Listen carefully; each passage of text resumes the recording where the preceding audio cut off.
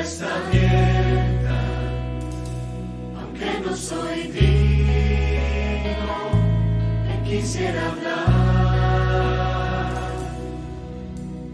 Entra, la puerta está abierta, quiero que conmigo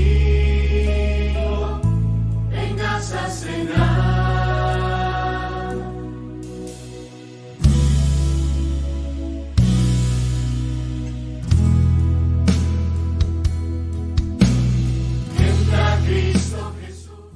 Hola a todos, buenas tardes o buenas noches, depende de la hora en que esto se esté transmitiendo. Pues el día de hoy me han pedido compartir con ustedes un tema en este tiempo de contingencia, en este momento pues de fe, sobre todo, de lucha, de esperanza, en la que a veces el miedo nos puede paralizar, a veces el miedo nos puede causar pánico ante todo lo que estamos viendo, lo que estamos escuchando, porque es una información enorme lo que tenemos en nuestro teléfono, a nuestro alcance, desde los más pequeños hasta los más grandes, porque hasta los grandes ya le entramos le entran más que yo, ¿no?, a estos medios, y realmente es un gusto poder compartir con ustedes. Yo los invito primero que nada a que nos pongamos en manos de Dios y digamos en nombre del Padre, del Hijo y del Espíritu Santo. Y decir: ven, oh Dios Espíritu Santo, llena los corazones de tus fieles y enciende en ellos el fuego de tu amor. Envía, Señor, tu Espíritu, todo será creado y se renovará la faz de la tierra. Oh Dios, que iluminaste los corazones de tus fieles con la luz del Espíritu Santo, haznos dóciles a sus inspiraciones para que busquemos el bien y gocemos siempre de sus santos consuelos. Por Jesucristo nuestro Señor. Amén. Y bueno, una vez invocado el nombre del Señor, el tema que me pidieron compartir con ustedes se titula como Del desierto al oasis. Y cuando estaba analizando esta parte de decir, bueno, ¿qué les podemos compartir? ¿Cómo hacerlo llegar más vivamente?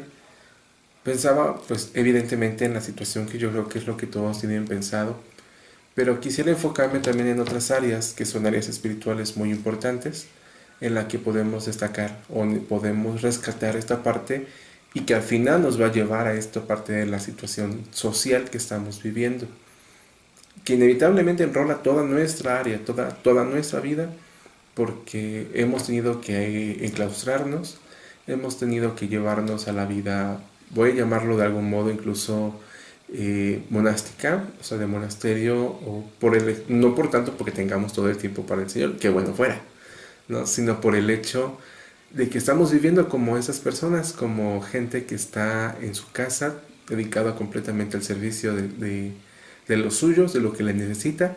Y bueno, ese momento se nos ha llamado a esto. Qué bendición lo que lo pueden hacer. Los que estamos teniendo que salir, pues bueno, también hay que tomar las medidas. Pero que esto nos debe llevar a algo muy claro, que es una situación de fe muy madura. Aquí el Papa y sobre todo el obispo nos decía algo muy, muy cierto. Ahora nos están pidiendo una fe de adultos, ya no una fe de niños, ya no una fe de catequesis, de primera comunión. Necesitamos madurar en la fe, necesitamos madurar en que pues yo me tengo que quedar en casa y aunque necesito la Eucaristía físicamente, Dios compensa esta necesidad a través de muchos medios. Y este es uno. Entonces, primera cosa que necesitamos tomar en cuenta o que necesitamos detectar para comprender un poco de este tema es en qué momento de mi vida estoy. Si ya encuentro plenitud, si todavía no la encuentro, si estoy peleándome con las cosas más básicas del mundo, o empiezo a enrolarme con situaciones un poco más complejas en el sentido, por ejemplo, de la responsabilidad, de la libertad, de la conciencia, de la inteligencia. Si comenzamos a abordar estas partes, nos vamos a dar cuenta que entonces comienza a haber un crecimiento. No mirando precisamente para atrás, eso es ganancia, sino en este momento cómo estoy, qué es lo que el Señor me está pidiendo y personalmente cuáles son las luchas que estoy teniendo. Esto es lo primero que debemos de entender o lo primero que debemos de contextualizar. Pero para podernos tener en claro y también saber que Dios no solamente es justicia y terror, porque a veces nos puede causar esto, te comparto la cita de Josué, que a mí en lo personal me gusta mucho, fuera de las primeras que me aprendí y en momentos de crisis me ayuda mucho. Josué 1:9: ¿No te he mandado que seas valiente y firme? No tengas miedo ni te acobardes, porque Yahvé tu Dios estará contigo donde quiera que vayas. Quisiera poner en contexto un poco más a Josué. Josué es el que va a seguir el trabajo de Moisés después del desierto a la tierra de Canaán, la tierra prometida. Y tiene que lidiar con ese problema de decir, tengo toda una gente atrás de mí, tengo una responsabilidad, tengo una familia, tengo muchas cosas que tengo que trabajar. Y ahora le toca el paquete a Josué. Muchos hemos pasado por esta parte, los que nos tocan coordinar una parte de la comunidad, del ministerio, de cualquier área que se te considere como una responsabilidad en tu trabajo, en tu casa, como papá, como mamá, como jefe de grupo, en fin, ponle el nombre que quieras. Y pum, vale, ¿no? Te topas primero con algo bien importante, que es lo que te decía hace rato. Primero que nada, la responsabilidad. ¿Qué tan consciente eres de esa responsabilidad? De las personas que tienes a tu cargo, de las personas que tienes que cuidar, de conocer a las personas que sabes que pueden caminar solas y aquellas que todavía no y que necesitan más apoyo. Esas son cuestiones que podemos comenzar a estudiar y que yo qué tan preparado, o bueno, la preparación a veces es sobre la marcha, el Señor así nos va a manejar, pero yo qué tan dócil estoy siendo a esta necesidad que el Señor me está poniendo. ¿Qué tan dócil estoy siendo a la oración, a la formación? ¿Qué tan dócil estoy siendo a la jerarquía incluso que se me han puesto para poder establecerlo, para poder llevar a cabo lo que es la gracia? Recordemos que la gracia va cayendo, viene de Dios hacia nosotros y a veces va pasando por algunos filtros. A veces llega directamente, Señor, necesito esto, dame sabiduría, dame ciencia, dame tranquilidad, dame paz, dame lo que necesito. Pero a veces Dios también dice, ¿sabes qué? Sí, pero no te lo voy a enviar de este modo, te lo envía por otros medios. A José se lo agarró así directamente y si te das cuenta no se lo dijo específicamente, dice el Señor, dice Yahvé, alguien te lo manda a decir. ¿Cuántos en tus vidas tienes esto? ¿Cuántas personas en tu vida cumplen esa función? A veces es el director espiritual, a veces es tu confesor, es tu párroco, es tu coordinador, es tu mejor amigo. Incluso a veces es gente que no es de iglesia, y esto vale mencionarlo. No es que voy a defender a todo el mundo, pero hay veces en las que incluso gente de afuera de iglesia son pilares enormes para los que tenemos un momento de crisis. Todos tenemos un momento de crisis, todos tenemos un momento de dificultad, todos. Y a veces lo encontramos en los amigos, a veces lo encontramos en el cura, en la religiosa, en el coordinador. ¿Y tú qué tan dócil eres a ellos? La gracia te va a llegar. A veces no como tú quisieras. A veces quisiéramos que la oración llegáramos al cuarto, cerraras la puerta y te pusieras en oración, Señor, y te dijeran, aquí estoy, pero pues no. Dios a veces se manifiesta de modos muy singulares. Puede ser la misma Eucaristía, en la misma palabra, a veces son gestos. A mí últimamente me ha pasado algo muy curioso en la que, Señor, estoy en lo correcto, y a través de las homilías, a través de la lectura, ha habido respuestas muy directas. No, mira, esto así no es. Sí tienes que tomar esas decisiones. Sí te compete, no te compete. Muchas cuestiones te van a surgir. Pero ten la seguridad que Dios siempre responde. Clama a mí y yo le responderé. Ahora bien, ya tenemos la situación de Josué. Josué tiene que lidiar ahora. No sé si tocó ir a misa hace unos 15, 20 días, ahorita en la cuaresma todavía, en la que ya estaba Moisés caminando con el pueblo de Israel cuando viene la situación de que ya no hay agua. Y entonces todo el pueblo de Dios le empieza a reclamar a Moisés. Le dice, nos sacaste de Egipto donde teníamos agua, alimento, techo, teníamos todo, y nos trajiste a morir aquí al desierto. Entonces, ¿cuál fue el beneficio de todo esto que hemos pasado, no? Cabe mencionar, el pueblo de Israel ya había visto la gloria de Dios a través del faraón que fue derrocado, a través de las múltiples plagas que jamás fueron coincidencia y que únicamente atacaban al pueblo de Israel. Habían visto cómo se abrió el mar, cosa yo creo que si lo vemos más de uno le da un ataque, le da un algo. Vio que una columna de fuego cayó, vio el lugar de truenos y relámpagos con Moisés y le costaba creer. Eso es lo que yo te decía de en qué situación estás. Ya viste a Dios, ya lo conociste, ya te das cuenta de que es maravilloso, de que es todopoderoso. ¿Qué sigue? ¿Y dónde entra la fe de adulto? Bueno, entonces, ¿sabes qué, Señor? Tú me estás pidiendo que pase esto. Bueno, dame la serenidad que necesito. Dame la palabra, dame el consuelo, dame la orientación que muchas veces, porque queremos que todo sea así dado y rápido, ¿no? Y pues, obviamente, ¿no? Entonces Moisés, cuando habla con Dios, le dice, Señor, esa gente me está reclamando que no tiene agua. Ya solo falta que me apedree. O sea, ¿ya qué hago? ¿Qué le digo? ¿No? Y el Señor, mira, agarra tu cayado con el que partiste el Nilo, vas a tomar, lo vas a golpear contra unas piedras y va a salir un manantial de agua. Fue el día, el domingo, si no mal recuerdo, en que hablábamos de el pozo de la Samaritana, donde se encuentra con Jesús, tiene referencia a esto. Entonces, ¿qué es lo que sucede? Va Moisés y pum, le pega y sale el agua con todos los ancianos y todos empiezan a creer, pero porque recibieron un beneficio físico sobre todo, que no es malo. No es malo pedir a Dios que sane una enfermedad, que te sane una tristeza, que ayude a resolver tu problema económico. No te va a dar el dinero, te va a dar el trabajo. No te va a dar a veces la sanación física al momento, te va a dar un tratamiento. Y eso es cuando nos cuesta creer a veces que decir, bueno, pues no que es todopoderoso, no que puede sanar, no que Dios es amor. Sí, pero también Dios es un Dios de orden y puso muchas leyes y puso muchas cosas por las cuales Él también se manifiesta. Y derrama a través o manifiesta a través de personas, de acontecimientos, de todo esto su gloria. Entonces Josué, cuando se da cuenta de esta realidad, tú cuando te diste cuenta del paquete que te echaste encima con lo que sea que te hayas metido, con tu coordinación, con tu servicio, con tu familia, con tu trabajo, y sientes el peso de la responsabilidad, moles, te da miedo, te aterras y empiezas a tener los problemas de fe. Decir, bueno, ¿qué va a pasar? ¿Soy apto? ¿No soy apto? ¿Estoy en lo correcto? Señor, tengo miedo. Y todos en estos tiempos lo estamos diciendo, Señor, tenemos miedo. A veces nosotros como agentes de salud, los que estamos directamente en el hospital, dices, bueno, igual si a mí me da, no me espanta tanto, no me da tanto miedo enfermarme yo, sino que yo sea portador y que alguien de mi familia se enferme. Eso es a veces lo que nos da miedo. Extremamos precauciones y no está de más. Pero es cuando decimos, Señor, dame la prudencia, dame la ciencia, dame los medios, dame la información necesaria. A veces tener información nos da miedo. Si bueno, es que puede pasar esto, y nos empezamos a crear un panorama caótico de todo.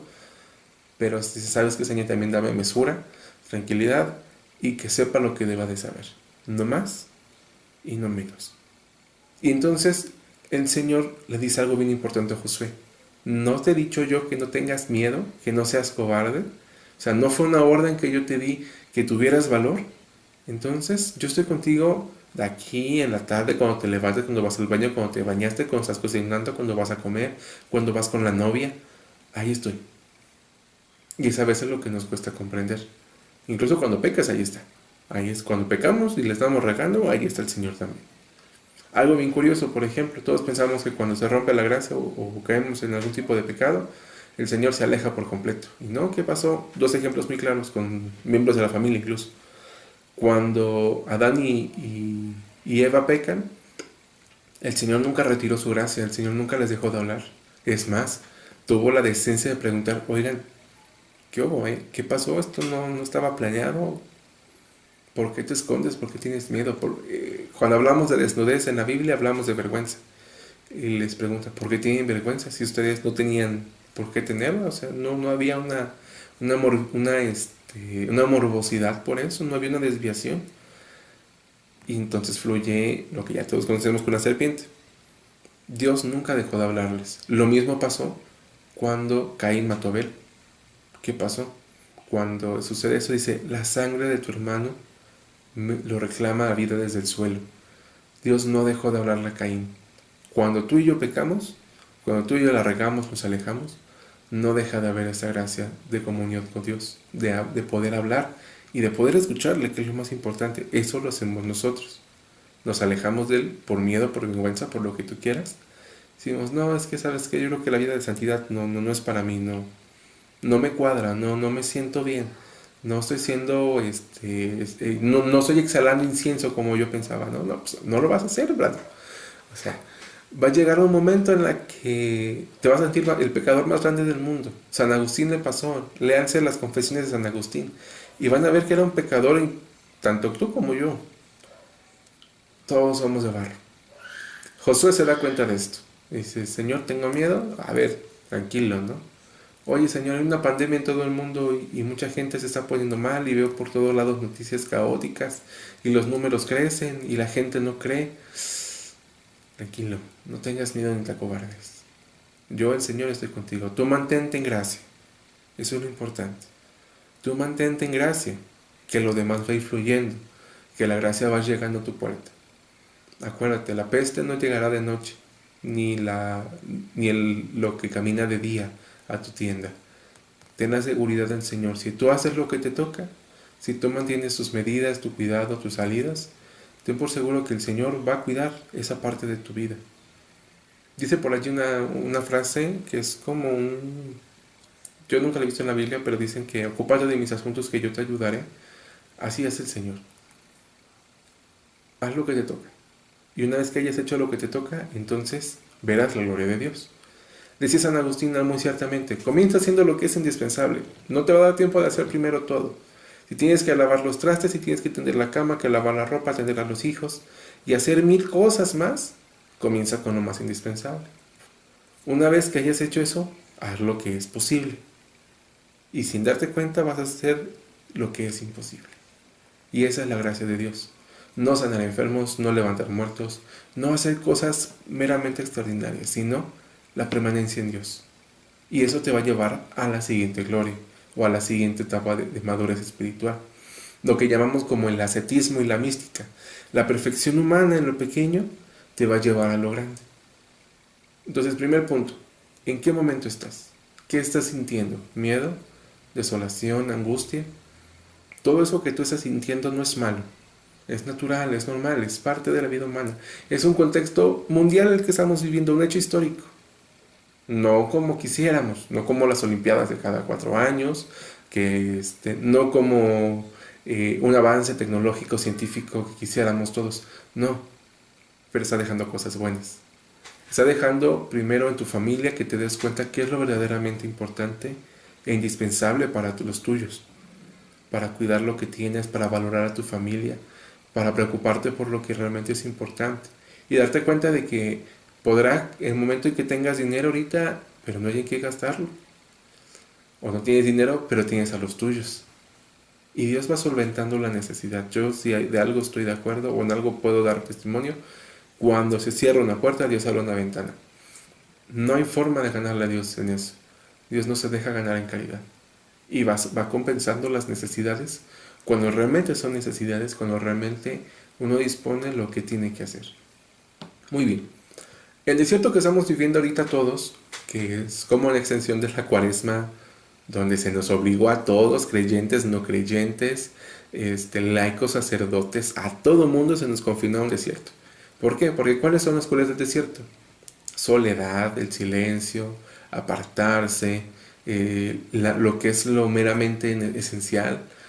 Y solo eso es un desierto. A veces es espiritual, a veces físico, porque la espiritualidad estamos buscando los medios por todos lados para que se compense. Entonces, primero es un desierto personal y segundo es un desierto social, un desierto en el que todos estamos inmersos en este momento. Y entonces es un momento que podemos llamar, y no por eso quiero hacer como una alerta, pero sí un llamamiento como una etapa de crisis, y no una crisis porque sea algo caótico meramente, sino una crisis porque estamos buscando salir de esto, porque tiene que dejar cosas buenas, como te decía hace un momento, lo familiar. Si nos vamos a eventos más grandes en cuestión de naturaleza, véanse Venecia, ha recuperado sus animales, sus aguas limpias. En China se han pasado animales salvajes por las calles como si no hubiera nadie, bueno, no hay nadie, pero como si realmente no tuvieran mayor problema. Jabalíes, ciervos, chivos, los delfines, cisnes y la capa de ozono que se regenera, y hay muchas cosas que se están regenerando, pero lo más importante que te tiene que regenerar es tu fe. Puede faltar todo, pero al final queda Dios, y esto es lo que tienes que tener como parte de este desierto que te va a llevar a un oasis, que te va a llevar a esa experiencia de fe, decir, aquí está Dios. A pesar de todo lo que esté pasando alrededor, a pesar de la información, aquí está Dios. Bueno, ahora quisiera mencionarte algunos ejemplos sobre personas que han tenido que vivir parte de desiertos o parte de situaciones complicadas y que a partir del encuentro con Dios, pues bueno, cambian muchas situaciones. Un ejemplo muy bíblico, obviamente, es Josué, que literalmente sale de un desierto para entrar a la tierra prometida, a un oasis. Pero también otro ejemplo que me gusta mucho es el famoso Jacob, quien cambiaría el nombre después. Y a Jacob le cambian el nombre porque dicen que se pelea con Dios. Con el tiempo, con ese instante en su batalla con Dios, él se lastima una pierna, se lastima la cadera, y la gente le pregunta, bueno, ¿qué te pasó? ¿Quién te aventó? ¿Quién te dio el trancazo? ¿Una guerra, una batalla? Sí, mira, fue una pelea, pero fue con el Señor, ¿no? Obviamente para Jacob no fue nada fácil. Y le quedó la marca de por vida, porque de ahí en adelante el nombre le sería diferente, pero también su cuerpo sería diferente. Entonces Dios a veces no nos ahorra el sufrimiento porque busca algo mejor para nosotros. Y en el caso de él es tan fuerte ese cambio que hasta el nombre es diferente. Todos tenemos incluso un nombre diferente en la iglesia, iniciando con el Papa, que él cambia su nombre, y algunos nos cambian el nombre estando allí. Por ejemplo, a mí quien me diga Ángel en la iglesia es porque no me conoce. O sea, realmente todo el mundo sabe que tengo 1000 apodos derivados de mi nombre, que finalmente creo que es algo muy de Dios. Y hay un canto por ahí que tenemos muy en cuenta, hasta mi nombre Dios cambió, ¿no? Y es muy cierto, o sea, Dios cambia muchas veces.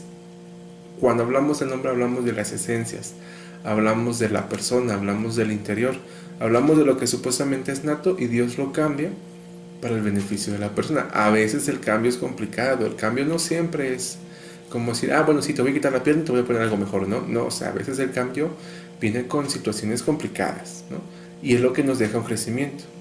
Bendito Dios, mi nombre no ha sido algo complicado, eso es algo que por cariño muchos me han cambiado. Bueno, alguien también que muy actual es el Santo Padre, el Papa Juan Pablo II, quien sabemos que al final de sus días, en sus últimos meses de vida, tuvieron que realizar la traqueostomía y no podía hablar y se frustraba mucho por eso. Tenía problemas respiratorios muy fuertes, muy intensos, y entonces Dios no le ahorró el sufrimiento. Y entonces Juan Pablo en su lecho decía, déjenme practicar lo que toda la vida he predicado.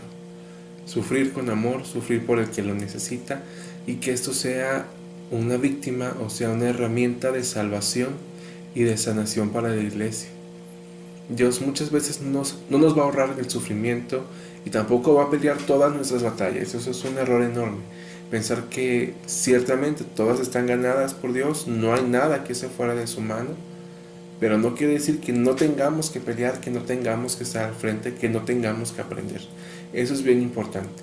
A veces Dios no nos sana de algo porque necesita que de ahí crezcamos, que de ahí aprendamos algo importante.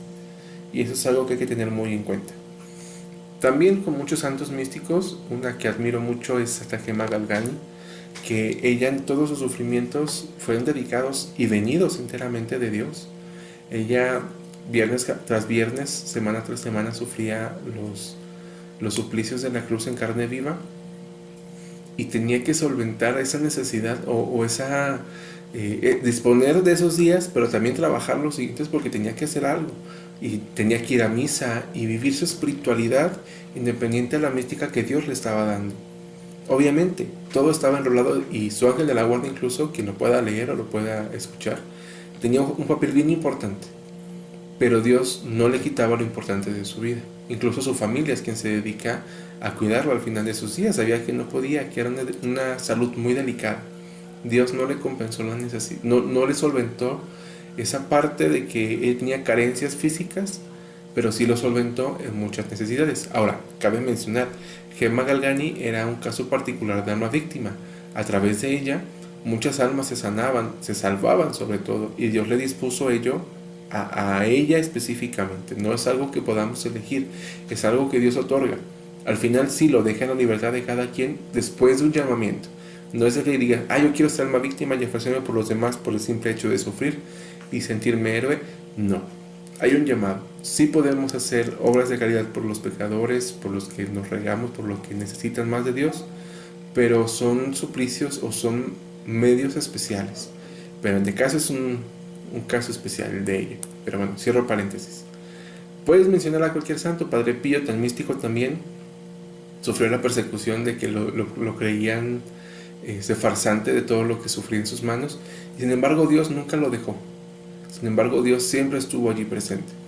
Hace unos días veía una película que me llamaba mucho la atención, o me llamó la atención, en la que alguien le cuestiona a Dios Padre, ¿por qué permitiste que Jesús viviera esto? O sea, porque la persona había sufrido la pérdida de un hijo muy drásticamente, muy lastimosamente. Y cuando se encuentra con Dios Padre le pregunta, bueno, ¿tú dónde estuviste cuando Jesús estaba en el camino hacia la cruz, en el camino al sufrimiento, en el suplicio? Dice, yo nunca te vi, los relatos nunca te mencionan. Dice, oh no, yo estuve todo el tiempo. Viví con Él cada instante. Si yo estoy en Él y Él está en mí, pasamos esta prueba juntos. Dios no nos va a ahorrar muchas veces el sufrimiento. Y me detengo en esa figura, ya no en la película, sino en la figura de Cristo como tal, en los evangelios, y poner en contexto lo que nos narran muchos de ellos. Obviamente mi evangelio más,